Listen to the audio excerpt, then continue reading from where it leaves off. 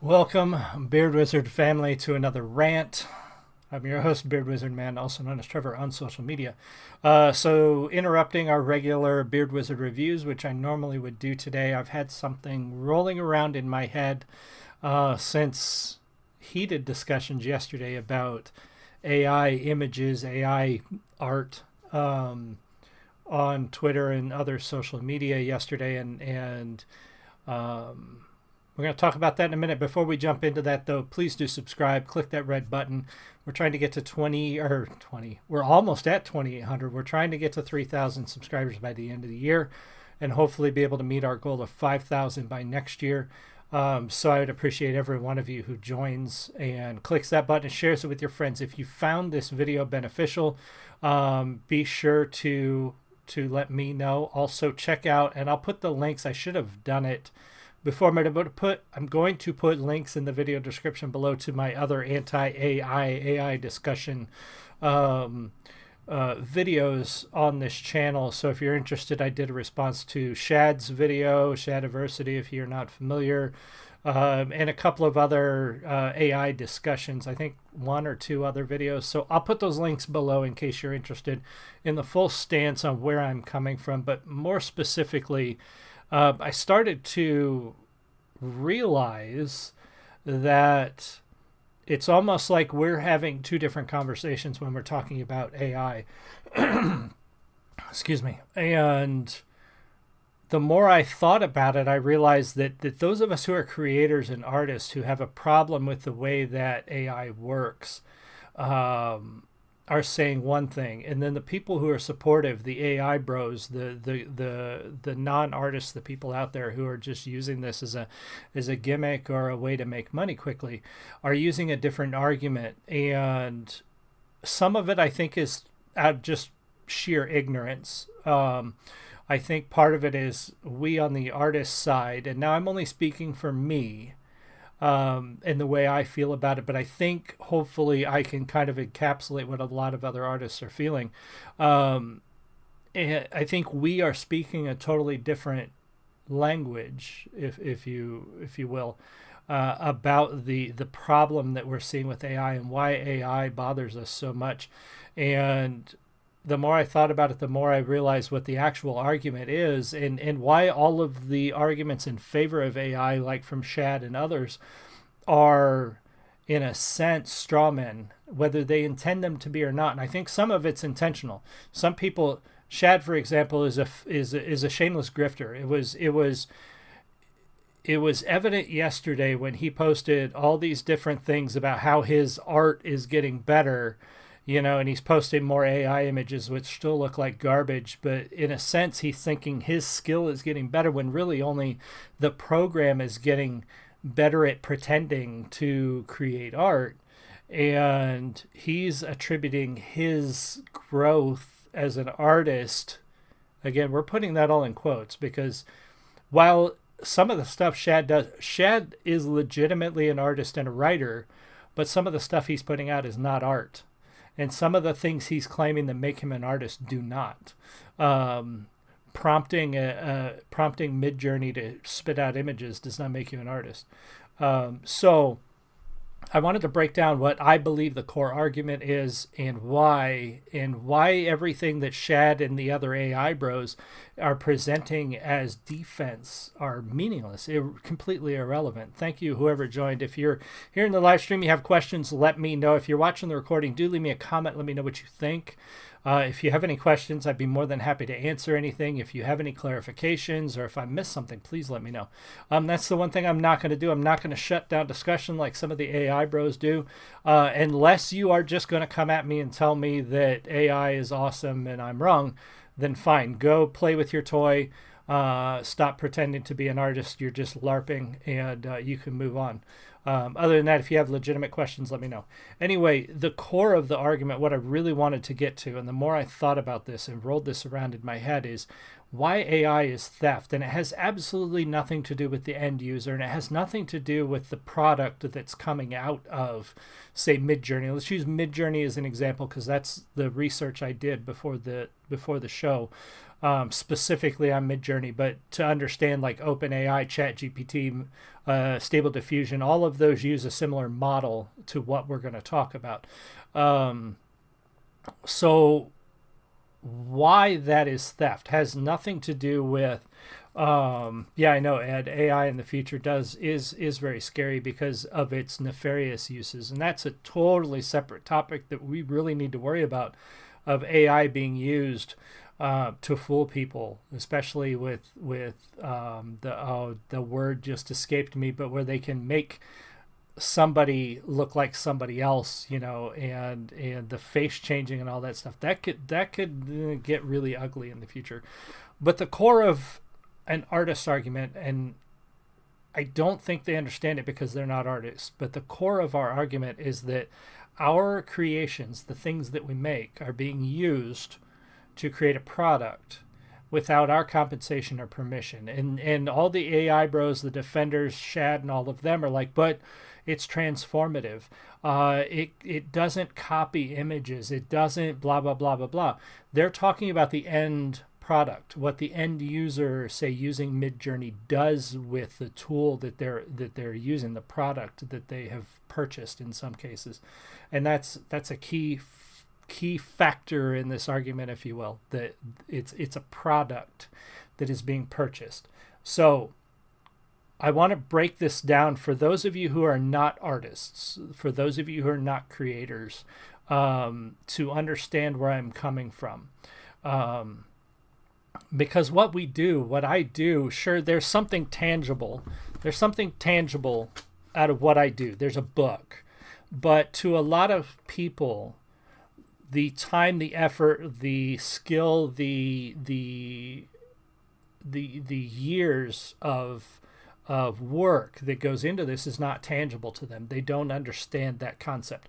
Because to most people, work is going somewhere every day and doing a task that leads to a tangible end result. It leads to a product, it leads to a sale, it leads to a service, and it leads in the end to money. And for a lot of artists, that's not always the case. I spent a lot of years working on this book, a lot of man hours working on this book before I ever sold it. And I probably still have not paid myself for my time, if that makes sense, based on what a normal person should make it. So to a lot of non-artists, this is not a tangible thing. Art, painting, sculptures, sculptures, maybe paintings a little different, but digital art, some people don't consider that stuff a real thing. They don't consider it tangible. So to break this down for you, let's say, for sake of argument, you design a new chair, a new piece of furniture. You design a new chair. It's completely unique, your design. It's still a chair, so it in a sense is not a brand new, completely new thing, but it is a new way to build a chair. You completely invent a new way to build a chair, right? And you start building these chairs and selling them, say at your local craft show or at your local furniture store. And somebody comes along, takes your design, your brand new, unique design that nobody else has ever come up with before, and they take it and they put it in a box or a book or a piece of software or whatever, and then they sell that software. Now, they haven't transformed anything. This is very important. They haven't changed your design. They haven't altered it. They haven't made it more unique. They haven't edited it. They haven't done anything to it. It has not been transformed in any way. They just put it in a box, if you can put a chair design in a physical box, and then they sell that box to other people to do with whatever they want. Make their own chair, take your design and create different chairs. Maybe they grab a lot of people's chair designs and put it in a book and then sell it. But they don't compensate the people for the designs. They just take all those designs and they put them in a book and they sell them to other people to make their own chairs. Now, the people making their own chairs based on that design are not technically doing anything wrong. They are not technically violating anybody's intellectual property or patent law or anything like that. But the person who took that chair design from you and other people and put it in the book or the box or whatever they put it in and sold it. Those people are. They didn't compensate you for your design. They didn't ask your permission to do it. They just took it. And they're not transforming it. They're not changing it in any way. They're just taking that design and they're putting it in a box and selling it to other people. That is the most simple way I can break down the argument of why artists and creators have a problem with AI tools like Midjourney, Stable Diffusion, ChatGPT. You are taking something that somebody worked years for. You're taking all of it, the whole thing. You're not changing it at all. You're putting it in a tool. You're selling that tool to somebody else who can then take it and start creating things that maybe argumentatively could be transformative, could be possibly fair use. But we're not talking about them. We're not talking about the end user. We're talking about the person who took your design and put it in a tool and sold it. That's the argument that most of us creators and artists, writers, have when it comes to, is this IP theft, is AI theft? But then you'll have Shad and you'll have others who will come along and say, oh, but it's transformative. No, nothing was transformed by the developers of Midjourney. Nothing was transformed by the developers of Stable Diffusion. And it gets even more hairy when you start digging into it. And I did some research because I didn't want to be that guy who just posted shit on the internet and didn't check it out, because I hate that. So I did some research. Erica, thank you for joining. Hi there. I'm so glad you're addressing this issue again. Thank you for joining me. And yeah, I was thinking about it last night. I almost couldn't fall asleep because this was just rolling around in my head after yesterday's discussion. So how does Midjourney and Stable Diffusion and all those actually work? And this is something I didn't know. This is something I needed to go look into. And not only did it cement my understanding of why this is theft, but it opened my eyes to just how easy it is for them and just how nefarious it really is if you think about it. And some of it, I guess, I don't want to say it comes from a place of people just being bad. I think it comes from a place of people not caring. So in a sense, and if you don't know this, so Midjourney and Stable Diffusion and a lot of other tools are built off of, let me find my reference. I'm going to make sure I get this right, because if I don't, people are going to tell me. Here it is. So Midjourney and a lot of the other apps, whether it be ChatGPT, Stable Diffusion, all of that stuff, they are built off of a data set. Now that's very important. They're built off a data set. In this case, Midjourney is built off the one called Laion, Laion, which was scraped from the web by a German nonprofit. So here's where things get a little hairy.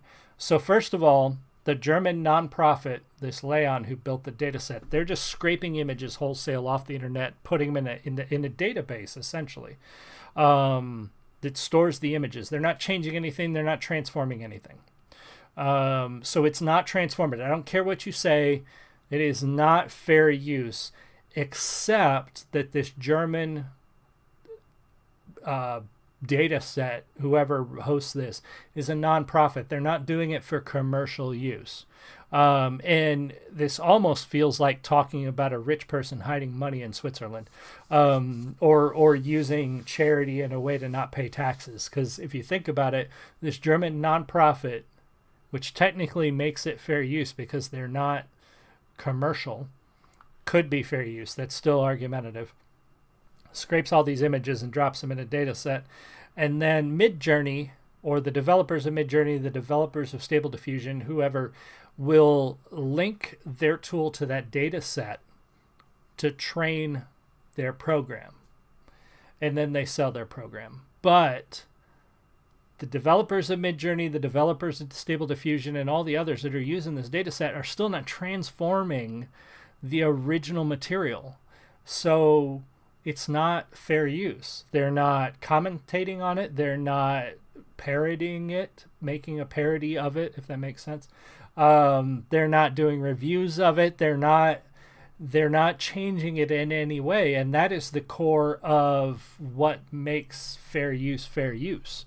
You can't just take somebody's images or writing or anything else and just do whatever you want with it and say, oh, it's fair use. That's not how it works. You have to prove that you're using it for very specific reasons. And educational is not one of them in this case. I know somebody has made that argument in the past as well. It's teaching this language learning model how to do things. That doesn't make it educational. And in many, many cases, educational use of IP is still not fair use.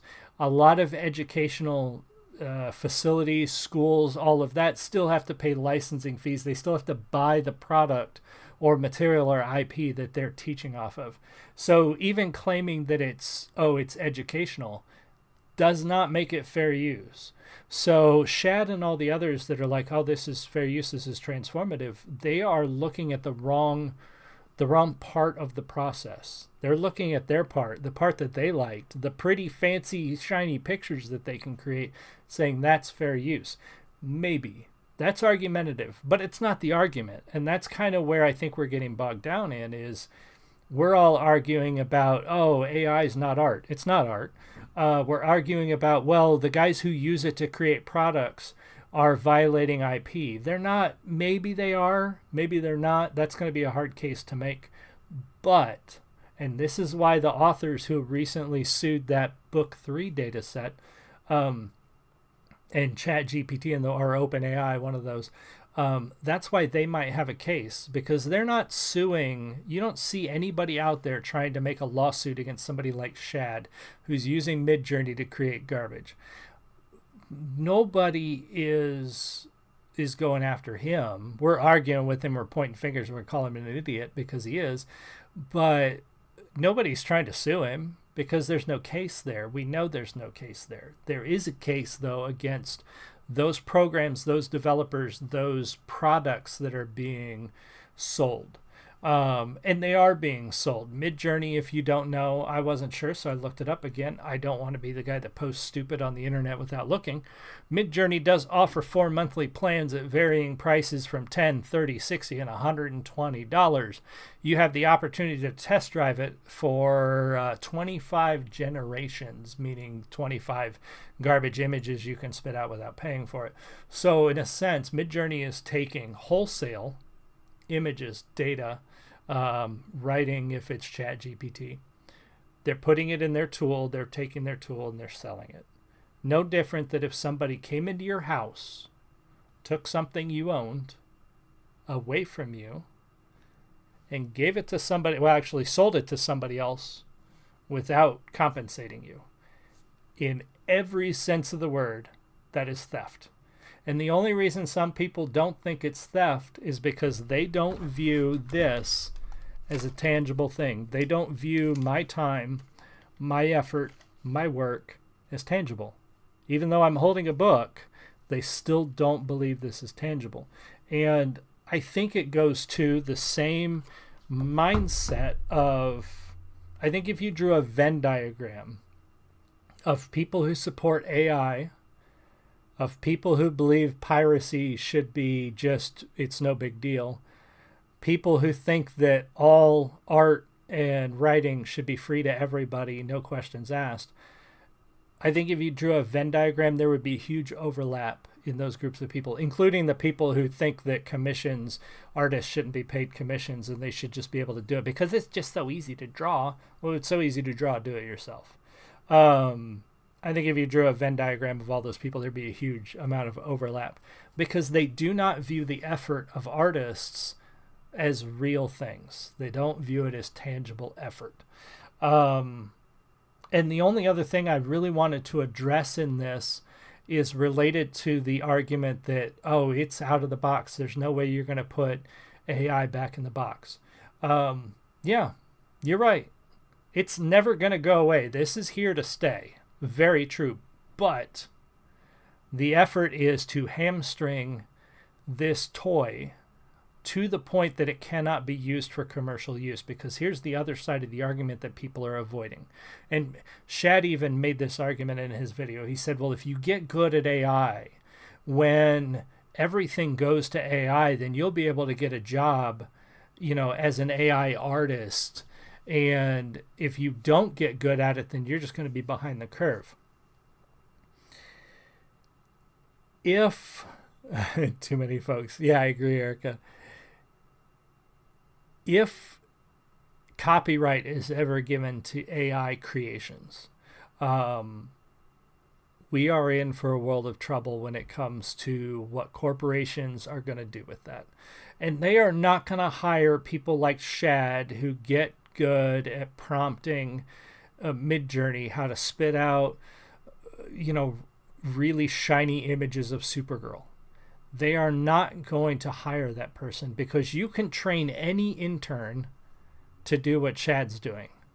All it is putting in prompts, different prompts, until you finally get what you want. There's no skill in that. There is absolutely zero skill in just playing around until you get the right combination of words to spit out whatever image you're trying to create. And let's face it, there is no reason to believe that corporations give a shit about quality. How can you watch modern TV shows and movies? How can you look at modern books and think that corporations really care about quality over quantity? The entire point of a corporation, a company, a production company, any of those is to make money. And they will spit out as much garbage as they can because they know enough people will buy it to make it profitable, even if it's not good. And they can spit out garbage all day long and people will keep buying it. Twilight was a best-selling book. 50 Shades of Grey was a best-selling book. They both became movies. They both made shitloads of money. They're both garbage. People don't care about quality. So if they ever allow that to happen, they're not going to go hire the Shads of the world to become the new artists in corporate America. They're just going to have the unpaid interns sitting in the basement playing with prompts until they get an image that is similar to what they want for their marketing material or for their advertising or for their magazines or for that's what's going to happen. And we've already seen it. There's no reason to believe it's going to be any different. Erica, sorry, see the effort people put into becoming an artist as play. Yeah, that's the thing. Too many oh, I got you. You got cut off. Yeah, too many people do see. They think what we're doing is a hobby. They think that what we do, they think that the writing that I do is just playing around. It's goofing around because they don't understand. They don't have the creative mindset to understand that what we do because it's a passion, but it's also work. It's not, I don't do it because, it is fun, but that's the only, it's work. And if it wasn't so rewarding to finish a creation, the process of finishing a creation, we wouldn't do it. And I certainly wouldn't do it with ChatGPT because that just, part of it is the process. Part of it is the creation, my creation, not some computer's creation. Raven also said, I do think that artists may be hired for a pittance to do cleanup work on AI-generated art. That actually is probably a very good, a good reasoning. Yeah, I think that some artists might be hired to do cleanup on AI because at the end of the day, corporations are going to be going for speed and quantity. So if they can get some unpaid interns to sit in front of a computer and type prompts for a few hours and then spit out an image and hand it to somebody and say, okay, load this into Photoshop and clean it up a little bit and here's your minimum wage. Yeah, I could see them absolutely doing that. And in neither case will that be art ever in any sense of the imagination. But I guess to wrap things up, people are too focused on the wrong argument when it comes to is AI art theft. Yes, it's theft. It is theft because the developers of Midjourney took people's images wholesale. They have them in a data set. Now, granted, they didn't take them. Somebody else took them. A German nonprofit took them, so they can kind of say, oh, we didn't do it. You're still using it. You're using those images wholesale, and you're selling a product with those images. That is where AI is theft. It has nothing to do with the shads of the world who are sitting there prompting their computer to spit out really bad images that everybody looks at and goes, yeah, that's the only people that think your images are cool, Shad, are the other AI bros that think AI is cool. The other artists of the world do not think your stuff is cool. That's it. That's all I got. Thank you, Erica, Ed, everybody else who was here. Let me know what you think. Do leave me comments, ask me questions. If you have more to offer, you have more topics you want me to cover or more points you want me to explore, please do let me know in the comments. Let me know what you think, and make sure you subscribe. I appreciate every one of you who comes here and who shares these videos and likes and comments. It really means a lot to me. And keep making art. If you're an artist, keep making art.